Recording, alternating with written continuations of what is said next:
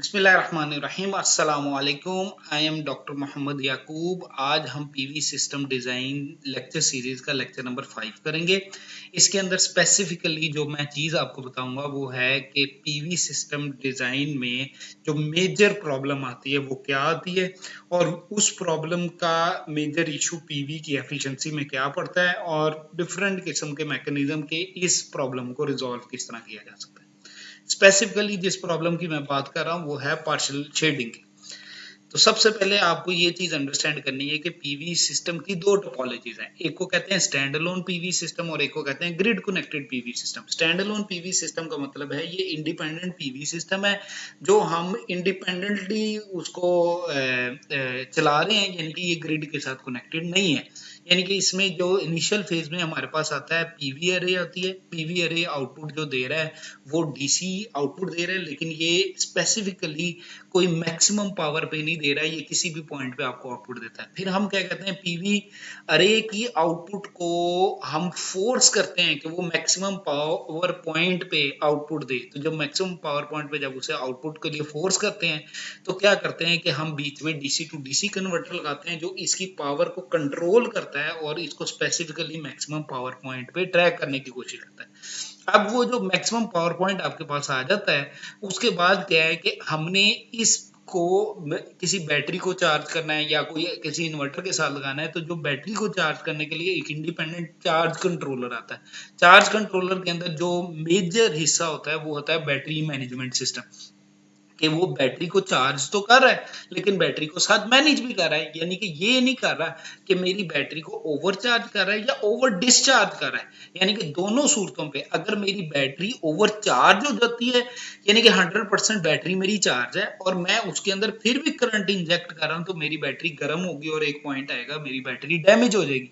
और under discharge करने का मतलब यह है कि मैं बैटरी को यूटिलाइज कर रहा हूं और मेरी बैटरी 4-5% से भी नीचे चलेगी, और जब मेरी बैटरी 4-5% से नीचे या अप्रोक्सीमेटली इक्वल टू 0% हो जाती है तो बैटरी को दोबारा रिकवर करना बहुत मुश्किल हो जाता है। तो हम ओवर डिस्चार्ज और ओवर चार्जिंग को भी रोकते हैं और जो इंस्टेंटेनियसली बैटरी चार्ज हो रही है उस चार्जिंग मैकेनिज्म को भी इस तरह कंट्रोल करते हैं कि किसी पॉइंट पे मेरी बैटरी डैमेज ना हो। अच्छा, ये इंडिपेंडेंट जो पीवी सिस्टम बनता है इसके अंदर अगर मैंने डीसी लोड लगाना है तो हम डायरेक्टली बैटरी से आउटपुट लेके डीसी लोड लगा देते हैं, और अगर एसी लोड लगाना है तो हम बैटरी के आगे इन्वर्टर लगा देते हैं और एसी लोड को कनेक्ट कर देते हैं। तो ये दोनों मैकेनिज्म में हमारा सिस्टम ग्रिड के बगैर अपना मैकेनिज्म परफॉर्म कर रहा होता है। फिर दूसरी टोपोलॉजी आती है, हम इसे ग्रिड कनेक्टेड कर देते हैं, यानी कि जो इन्वर्टर है उसको ग्रिड के साथ कनेक्ट कर देते हैं। ग्रिड के साथ कनेक्ट करने से ये फायदा होता है कि हमारे पास पावर इन भी आ रही होती है, यानी कि ग्रिड की पावर को हम हाइब्रिडाइज करके, यानी कि सोलर की पावर अगर हमारी रिक्वायरमेंट फुलफिल नहीं कर रही तो ग्रिड की पावर को शेयर्ड मैकेनिज्म में डाल के हम उसको आउटपुट पे दे देते हैं। तो ये जो टोपोलॉजी बनती है ये आपके पास सिस्टम बन जाता है ग्रिड कनेक्टेड पीवी सिस्टम। तो दो टोपोलॉजीज बनी, एक स्टैंड अलोन पीवी सिस्टम और दूसरी ग्रिड कनेक्टेड पीवी सिस्टम। अब फोटोवोल्टिक सिस्टम में जनरल जो चीज है अगर हम देखें तो डे बाय डे जो गवर्नमेंट है और डिफरेंट गवर्नमेंट्स, यानी कि दुनिया के अंदर कहीं पे भी हम चले जाएं तो डे बाय डे ये ट्रेंड बढ़ता जा रहा है। यानी कि सोलर का ट्रेंड बढ़ने का मेजर वजह ये है, ये अफोर्डेबल हो गया, इसकी कॉस्ट पिछले 5-6 सालों में ड्रास्टिकली डिक्रीज की है और इसकी कॉस्ट डिक्रीज करने का एडवांटेज ये मिला है कि ये लोगों की बाइंग कैपेसिटी में आ गए और ये जो लोग हैं वो इसे ग्रेजुअली अपने सिस्टम में इंटीग्रेट कर रहे हैं ताकि उनका बिजली का बिल या कोई चीजें कम। सही है।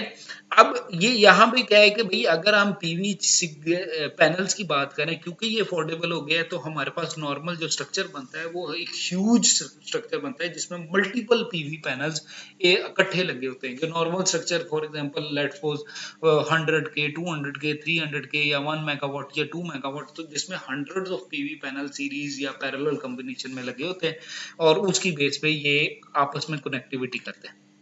सही है। लेकिन जो पीवी पैनल है ये एक परफेक्ट सोल्यूशन नहीं है। सही है। ये एक परफेक्ट सोल्यूशन ना होने की वजह से पीवी पैनल में क्या होता है कि इसके अंदर बाय डिफॉल्ट एक फॉल्ट आ जाता है। उस फॉल्ट को कहते हैं कि इसके अंदर अगर शेड आ गए, तो बाय डिफॉल्ट अगर हम पीवी पैनल की बात करें तो पीवी पैनल कांस्टेंट आउटपुट दे रहा है। ये जो कांस्टेंट आउटपुट का मतलब मैं ये कहता हूँ कि ये अगर मैं इसे कहूँ कि इसे ग्राफिकली ड्रॉ करें तो ये एक नी शेव कर्व बनता है, आईवी कर्व। और पीवी कर्व जो है वो एक हिल नुमाई कर्व बनता है। आप आईवी कर्व में जब करंट और वोल्टेज को मल्टीप्लाई करते हैं तो पावर का कर्व बनता है, पावर का with respect to voltage curve बनता है, और ये एक हिल की नुमा कर्व बन जाता है, और इसका जो मैक्सिमम पावर पॉइंट बनता है इसको एमपीपी पॉइंट कहते हैं। सही है ना। ये जो एमपीपी पॉइंट है इसका मतलब ये है कि यहाँ पे मैक्सिमम पावर आएगी। अगर मैं पीवी सिस्टम को फोर्स करूं कि एमपीपी पॉइंट पे चले तो मेरा पीवी सिस्टम बहुत अच्छी एफिशिएंसी देगा। सही है।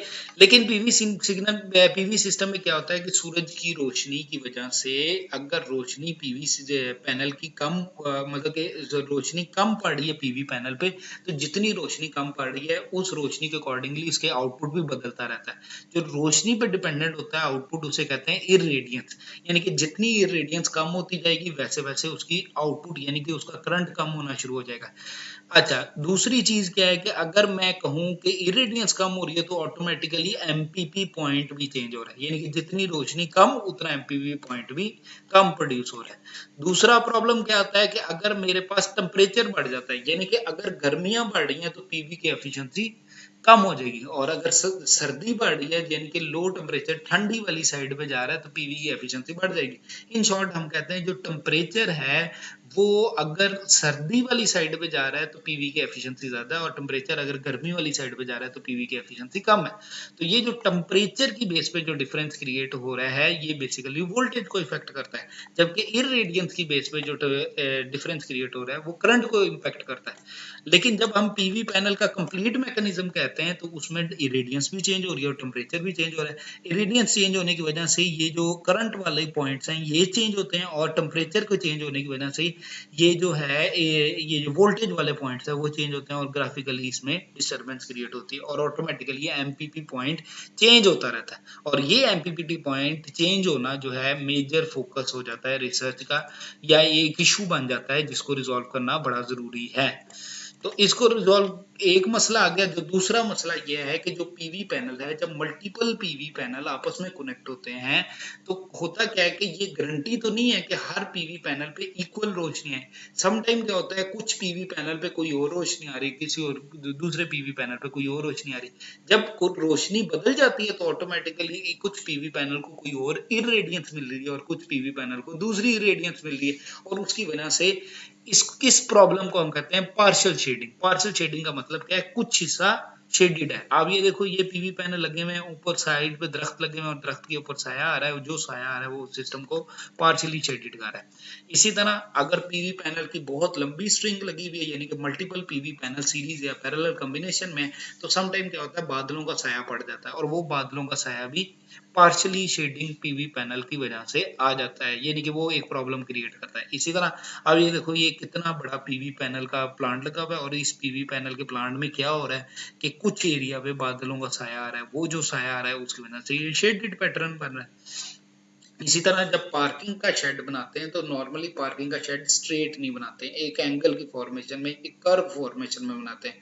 तो कुछ पैनल सूरज की डायरेक्शन में चले जाते हैं और कुछ सूरज की डायरेक्शन से दूर होते हैं, तो वो जो शेड बनता है वो ऑटोमेटिकली ये भी पार्शियल शेडिंग वाले फिनोमिना में चला जाता है। इसी तरह बिल्डिंग इंटीग्रेटेड पीवी सिस्टम में यही प्रॉब्लम आती है कि भाई जो बिल्डिंग है उसका तो स्ट्रक्चर बना हुआ है और उसके स्ट्रक्चर में कुछ एंगल सूरज की तरफ होगा कुछ सूरज के नहीं तरफ होगा, तो फिर ये भी पार्शियली शेडिंग में आ जाता है। इसी तरह एक बिल्डिंग या घर बना हुआ है उसके ऊपर दूसरे घर का साया पड़ गया, तो ये यानी कि शेडिंग पैटर्न को अगर हम देखें तो ये भी हो सकता है कि मेरे कुछ पैनल्स पे डस्ट आ गई है, वो डस्ट जम गई है उसकी वजह से शेड हो रहा है, या कोई परिंदा आके उस पर बीट कर देता है वो शेड आ गया, कोई परिंदा आके बैठ जाता है या परिंदा ऊपर से उड़ता है तो जो क्या होता है वो साया क्रिएट होता है, वो भी शेड है। कोई पोल या पिलर छत पे लगा हुआ है उस छत की वजह से जो साया बन रहा है वो भी शेडेड वाले फिनोमिना में आ जाता है। तो पार्शियली शेडिंग एक ऑब्वियस सी बात है वो हो जाती है। अगर सिस्टम के अंदर पार्शियल शेडिंग हो जाती है तो जो सिस्टम का आईवी कर्व है, यानी कि जो यूनिफॉर्म में बन रहा था वो आईवी कर्व ये बन रहा था, नी शेप कर्व बन रहा था, जबकि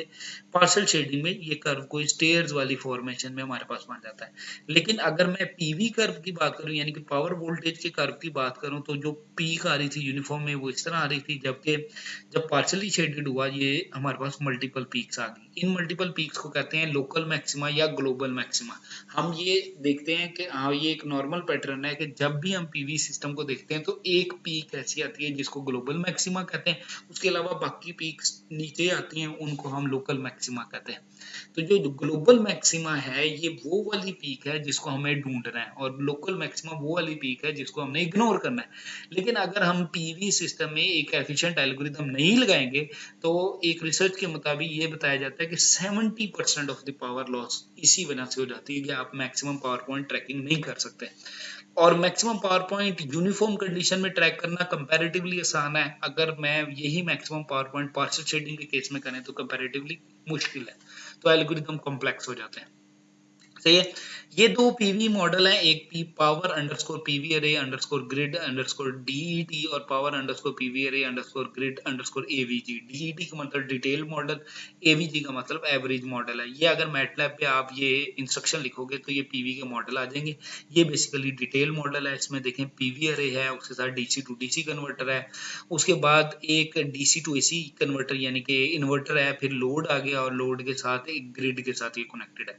और ऊपर देखें तो जो एमपीपीटी एल्गोरिदम इसके साथ लग रहा है वो है इंक्रीमेंटल कंडक्टेंस। और इसी तरह इन्वर्टर को कंट्रोल करने के लिए वोल्टेज सोर्स कंट्रोलर है जो इन्वर्टर को कंट्रोल कर रहा है। इसी तरह जो दूसरा मॉडल है इसमें पीवी अरे है, डीसी टू डीसी कन्वर्टर है, इन्वर्टर है और लोड आ गया और उसका ग्रिड लगा हुआ है।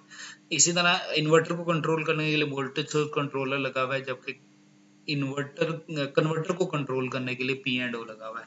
ये एल्गोरिदम लगे हुए हैं, इन एल्गोरिदम को डिटेल में इंशाल्लाह मैं बाद वाले लेक्चर्स में आपको बताऊंगा। होपफुली आपको बेसिक कॉन्सेप्ट पीवी का समझ लग गया होगा। अगर कोई कंफ्यूजन है या कोई प्रॉब्लम है कमेंट सेक्शन में डालें, और अगर आपको ये वीडियो अच्छी लगी है तो इसको लाइक भी करें और इस चैनल को सब्सक्राइब भी करें ताकि आगे आने वाली वीडियोस भी आपको मिलती रहें। जज़ाकल्लाह, अल्लाह आपके लिए आसानियत अता फरमाए और आसानियाँ खल्क़ खुदा में तक़सीम करने की तौफ़ीक़ अता फरमाए, और अपना ख्याल रखिएगा। अल्लाह हाफ़िज़।